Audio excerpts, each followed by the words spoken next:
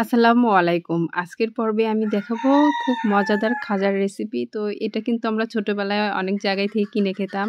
আর এটা কিন্তু বড় হয়ে তারপরেও কিন্তু সবাই এটা অনেক বেশি পছন্দ করে। তো এই খাজার রেসিপি কিন্তু অনেক মজা হয় খেতে। তো চলেন রেসিপি শুরু করি।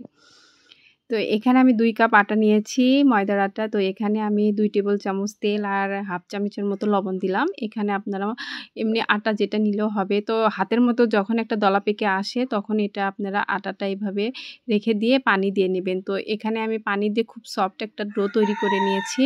আর এই কাজটা কিন্তু অবশ্যই একটু সময় নিয়ে করতে হবে। তো এখানে আমি একটা শিরা করে নেব। তো এখানে ১ বাটি আমি চিনি দিয়ে নিলাম আর ১ কাপের মতো পানি দিয়ে নিলাম। তো পানি আর চিনির পরিমাণ কিন্তু সমপরিমাণ রাখতে হবে। তো এই শিরাটা যেহেতু বলক উঠে আসছে, একটা লেবু আমি এখানে চিপে দিলাম। তাহলে এই শিরাটা যখন ঠান্ডা হয়ে যাবে চিটচিটা ভাব হবে না। তো এখন একটা আমি মিশ্রণ রেডি করব। এখানে আমি ২ চামচের মতো কর্নফ্লাওয়ার নিয়ে নিব। তো এই কর্নফ্লাওয়ারের মধ্যে আমি ২ চামচ রান্নার যে সয়াবিন তেল দিয়ে নিব। তো পরে আমি আরেক চামচ দিয়েছি, কারণ এটা একটা ঘনত্ব ব্যাটার তৈরি করব। তো দেখতেই পাচ্ছেন। আর কর্নফ্লাওয়ার আর এই তেল দিয়ে আমি সুন্দর একটা ব্যাটার তৈরি করেছি। এটা আমি একটা সাইডে রেখে দেবো। আর যে ডোটা আমি বানিয়েছি, তো সেই ডো থেকে কিন্তু ৫টা রুটি এখানে করতে হবে। সেজন্য ৫টা লেচি কেটেছি। তো একটা লেচি এখানে নিয়ে আমি কর্নফ্লাওয়ার ছিটিয়ে দিয়ে একটা বড় রুটি আকারে আমি বানিয়ে নিব, যতদূর পর্যন্ত পাতলা করা যায় রুটি। আর অবশ্যই কিন্তু এটা কর্নফ্লাওয়ার দিয়ে আপনারা রুটিটা বেলে নেবেন, তাহলে কিন্তু এই খাজাগুলো খেতে মুচমুচে লাগবে। তো একটা রুটি কিন্তু দেখতেই পাচ্ছেন আমি অনেক বড় করে বেলে নিয়েছি। এখন এর উপরের প্রথমে এই কর্নফ্লাওয়ারের যে মিশ্রণটা এটা দিয়ে নিয়ে সব রুটির চতুর্দিকে এটা মিশিয়ে নেবেন খুব ভালোভাবে। তো দেখতেই পাচ্ছেন আমি কিভাবে এটা মিশিয়ে নিচ্ছি। এখন এর উপরে আমি কর্নফ্লাওয়ার ছিটিয়ে দিব। এখানে কিন্তু অবশ্যই কর্নফ্লাওয়ার ব্যবহার করবেন। ময়দার আটা দিলে কিন্তু খেতে অতটা ভালো হবে না, মুচমুচে হবে না। তো কর্নফ্লাওয়ার দিয়ে এর উপরে কিন্তু ৫টা রুটি একের পর একটা দিতে হবে। একটা করে রুটি দিতে হবে, কর্নফ্লাওয়ারের মিশ্রণ দিতে হবে, আবার কর্নফ্লাওয়ার যে গুঁড়া ওইটা দিয়ে তার ৫টা রুটি কিন্তু সমানভাবে দিতে হবে। তো দেখতে পাচ্ছেন আরেকটা রুটি আমি দিয়ে নিলাম। দিয়ে সেমভাবে আবার এখানে কর্নফ্লাওয়ারের যে তেলের মিশ্রণ এটা আগে দিয়ে নিব। দিয়ে এর উপরে আবার কর্নফ্লাওয়ার ছিটিয়ে দিব। তো এইভাবেই কিন্তু ৫টা রুটি আপনারা পরপর এরকম করে নেবেন। তো দেখতেই পাচ্ছেন কর্নফ্লাওয়ার গুঁড়ো আমি ছিটিয়ে দিয়ে এর উপরে আমি আরেকটা রুটি নিয়ে দেব। তো আমার কিন্তু এখানে ৫টা রুটি আমি সেমভাবে এরকম করে দিয়েছি। তো উপর থেকে হালকাভাবে আমি প্রেস করে নেব, বেশি জোর করে প্রেস করতে যাবেন না। চতুর্দিকে একটু কড়া হয়ে গেলে এভাবে ভাজতে নেবেন।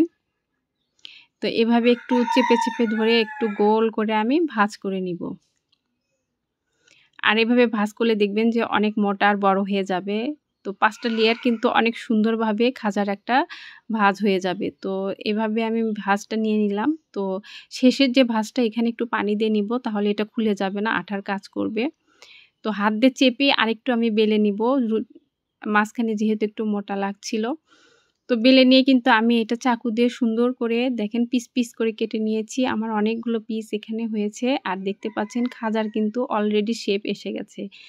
ভিতরে যে ৫টা রুটি আছে এটা কিন্তু খুব সুন্দর লাগছে। তো খাজাগুলো কিন্তু দেখতে লম্বাই বেশি ভালো লাগে। তো আমার কাছেই কিন্তু লম্বা খাজা বেশি ভালো লাগে। আপনারা যদি বেশি লম্বা না করতে চান তাহলে একটু কম করে বেলবেন। তো আমি দেখতে পাচ্ছেন আমি একটু লম্বা করে খাজাগুলো তৈরি করব। এজন্য একটু লম্বা করে আমি চাপ দিয়ে বড় করে নিয়েছি। আর আপনারা ছোট করতে চাইলে চাপটা একটু কম দিয়ে একটু ছোট আকারে তৈরি করবেন। তো এই তেলটা একটু বেশি একটা গরম করবেন না, হালকা গরম তেলের ভিতরে এটা দিয়ে নেবেন সবগুলো খাজা। দিয়ে সুন্দর করে এভাবে উল্টিয়ে পাল্টিয়ে ভাজতে নেবেন। যখন দেখবেন তেলের মধ্যে এই খাজাটা দিয়ে দেবেন, সুন্দর ফুলে উঠবে আর ভাঁজগুলো কিন্তু অবশ্যই দেখা যাবে। আর দেখছেন খাজাগুলো কিন্তু অনেক বড় লাগছে আর দেখতেও কিন্তু অনেক সুন্দর লাগছে। তো এটা কিন্তু এভাবে করলে অনেক মজা হয় খেতে। আর তো এভাবে কিন্তু উল্টিয়ে পাল্টিয়ে বাদামি করে ভেজে নিব। তো এগুলো কিন্তু দেখেন আমার ভাজা শেষ। তো এগুলো কিন্তু আসলে অনেক ক্রিস্পি হয়েছে। তো আমার যদি টিপস মেনে আপনারা খাজা তৈরি করেন অবশ্যই এরকম মুচমুচে হবে। আর রুটিগুলো অবশ্যই পাতলা করে আপনারা বেলে নেবেন আর কর্নফ্লাওয়ার দিয়ে অবশ্যই বেলে নেবেন, তাহলেই দেখবেন আপনাদের খাজাগুলো পারফেক্ট হবে। তো এভাবে আমি তেলের ভিতর থেকে উঠিয়ে নিব। আর এদিক থেকে শিরাটা যদি আপনার ঠান্ডা হয়ে থাকে, আমি দেখতে পাচ্ছেন আমি ওই পাশে শিরাটা একটু গরম করতে দিয়েছি। হালকা গরম শিরার মধ্যে এই খাজাগুলো দিয়ে দিতে হবে। তো আপনারা কিন্তু ভেজে নিয়ে সঙ্গে এগুলো দিয়ে নিতে পারেন। শিরাটা যদি একটু গরম থাকে সে অবস্থায় এই খাজাগুলো দিয়ে নিলে কিন্তু শিরাটার ভেতরে খুব ভালো প্রবেশ করবে।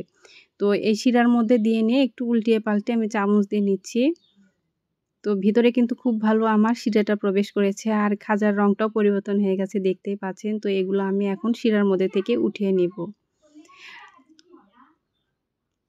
তো সবগুলো প্রায় আমি ভেজে ভেজে এর ভিতরে শিরার ভিতরে দিয়ে উঠিয়ে নিচ্ছি।